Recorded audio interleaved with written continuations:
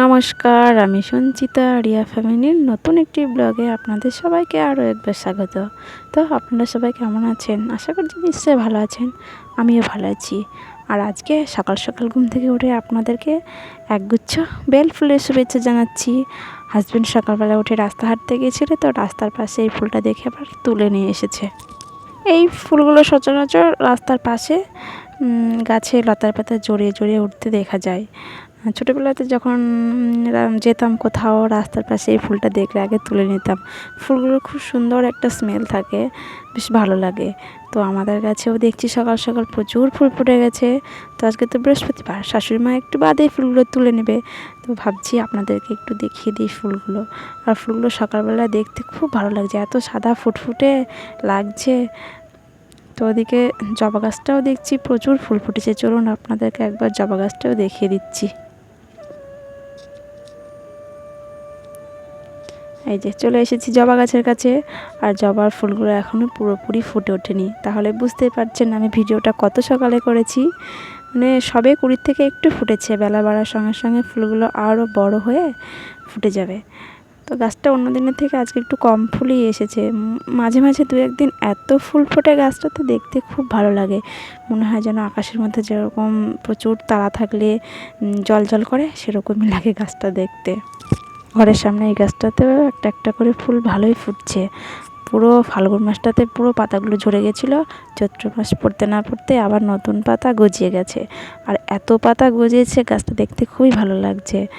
আর ফুল ফুটলে তো আরও নিশ্চয়ই ভালো লাগবে। যখন পুরো ফুল ফুটবে গাছ ভরে, তখন আপনাদেরকে নিশ্চয়ই একবার দেখাবো যে এত ফুল ফোটে এই গাছটাতে। তো এদিকে আমার তো কাজকর্ম হয়ে গেছে। কালকে রাতে একটু খাওয়া দাওয়াটা ছিল না, বলতে মেয়ে একটু মচ্ছপ খেতে গেছিলো, মেয়ে আর মেয়ের বাবা। তো আমি মুড়ি দুধ খেয়েছিলাম, তো ওই জন্য আমার বাসনটা আজকে একটু কম আছে। তো সকালে বাসন কুসন মেজে নিয়েছি। তারপরে এই যে আমার পুচুসোনা ঘুম থেকে উঠে এখানে বসেছে, আমাকে বলছে আমার গলায় ব্যথা, কথা বলতে পারছি না। কিন্তু হঠাৎই যে ঠান্ডা গরমটা লেগে গেছে, কী কারণে বুঝতে পারছি না। কিছুদিন আগেও ঠান্ডা লেগেছিলো, সে তো আপনারা জানেনই। তো আবার ঠান্ডা লেগে গেল। তো ওর জন্য একটু আমি গরম জল করে নিয়ে আসলাম, কারণ গলায় ব্যথা তো একটু লবণ মিশিয়ে দিয়েছি, গার্গিল করবে সেই ভেবে গরম জলটা নিয়ে এখানে বসে আছে। আর ওদিকে ব্রাশ করছে রাস্তা ঘুরে ঘুরে।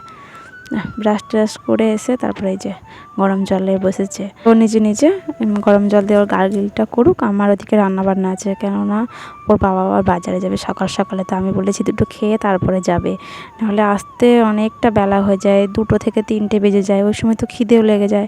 ওই জন্য আমি এবার তাড়াতাড়ি রান্নাটা বসিয়ে দিয়েছি। আমি বলেছি তুমি আলু সিদ্ধ ভাতই খেয়ে যাবে আজকে, তবু তুমি খেয়ে যাবে যাই হোক দুটো। তো সেভাবে আমি রান্নাটা বসিয়ে দিচ্ছি। তো রান্নার মাঝে মাঝে এসে ওদেরকে আমি আবার চা করে দিয়ে গেছিলাম।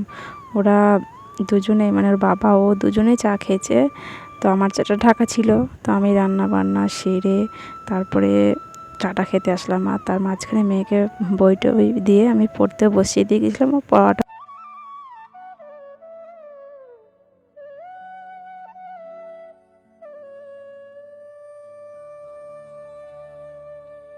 এই যে মেয়েকে খাবার জন্য ডাকতে এসেছি, আর ওখানে খেলনা নিয়ে বসেছে খেলতে। ওর একটা বন্ধু এসেছে, আরও দুজনে খেলা শুরু করেছে। আর এই যে সেই রং ছিল অনেক রকমের, তো রঙগুলো সব একটু একটু করে নিয়ে এসেছে। ওগুলো নাকি ওদের মশলা, ও যেগুলো রান্না করবে ও সব একটু একটু করে মশলাগুলো দেবে, তাহলে কালারফুল তরকারি হবে, এই ভেবে ও এগুলো নিয়ে এসেছে। তো যাই হোক বন্ধুরা, আজকে রান্নাটা সেমন কিছু না। আজকে তো বৃহস্পতিবার, জানেনই আজকে আমাদের নিরামিষ রান্না হয়।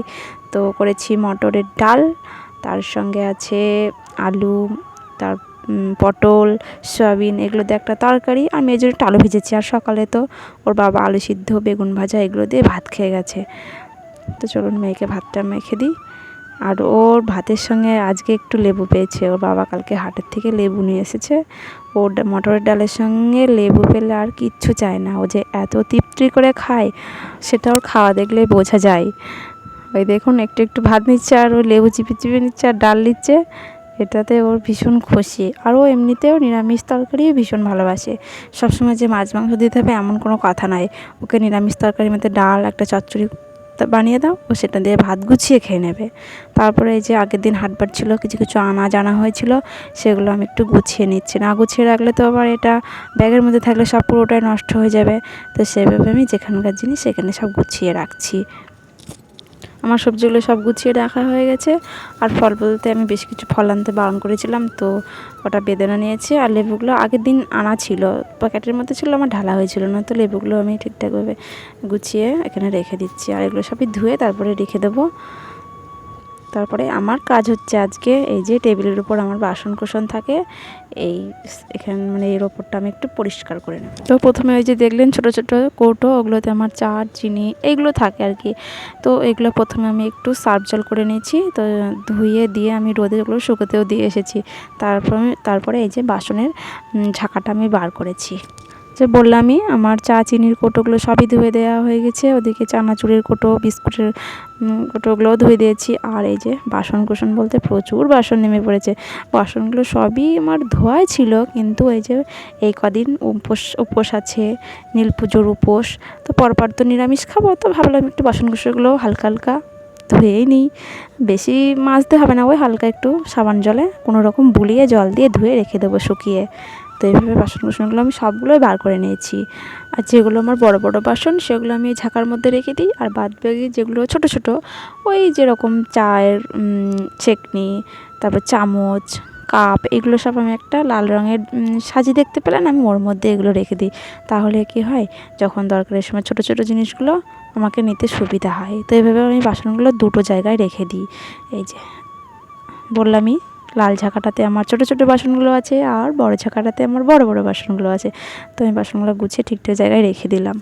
বাসনগুলো ধুয়ে তারপরে রাস্তাতে দেখছি গৌরনীতা এসেছে, ঝুলট বার হয়েছে আর কি। তো এদিকে বাড়ির মেয়েরা সব রং খেলাতে মেতেছে। মানে রং খেলার দিন ওরা এত রং খেলেনি, কিন্তু আজকের দিনে যা রং খেলেছে। তো হাজব্যান্ড তো বাড়ি চলে এসেছে, গোপোষণার জন্য সন্দেশ নিয়েছিল, কিন্তু এই যে আর এক গোপোষণারা সব চলে এসেছে, তো ওই সন্দেশগুলো এই গোপোষণাদের দেওয়া হয়েছে। তো ভাগ্যে আছে এটাই, আজকে ছোট ছোট গোপোষণারা সন্দেশ খাবে, তো ওই সন্দেশগুলো সব এই গোপোষণাদের দেওয়া হয়েছে। তো শেষ দিকে গোপোষণাদের পা ধুইয়ে দিল, ধূপ ঘুরিয়ে দিল, তাছাড়া সন্দেশ খাইয়ে দিল, আর গোপোষণাদের একটু আদর করে দিল। আর আমিও একটু গোপোষণাদের আদর করে দিয়েছি, সেটা আর আপনাদেরকে দেখাতে পারলাম না। তো যাই হোক, গোপোষণাদের এইসব পর্ব মিটে গেলে তারপরে এই যে আমাদেরকেও রং মাখিয়ে দিয়েছে।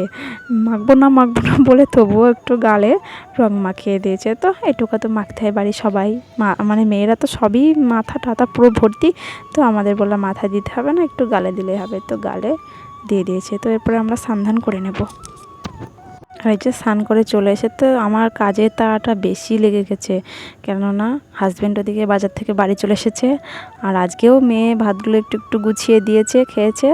তারপরে ভাবলাম আমি স্নান করা হয়ে গেলে এখন আমার মানে রেডি হওয়াটা থাক, আগে আমি ফল টলগুলো গুছিয়ে আগে রেডি করে দিই, আগে দোকানের দিকে রওনা হোক, তারপরে আমি আমার কাজগুলো সারবো। তো আমি কোনো রকমে চেঞ্জ করে নিয়ে ফল কাটতে বসে পড়েছি। আর মেয়ে ওদিকে ঘরে বসে বসে টিভি দেখছে, ওকেও তো খেতে দিতে হবে। তো আমি বললাম 5 মিনিট বসো শোনা, আমি আগে বাবাকে এগুলো সব গুছিয়ে দিই, তারপরে আমি তোমাকে খাবার দিচ্ছি।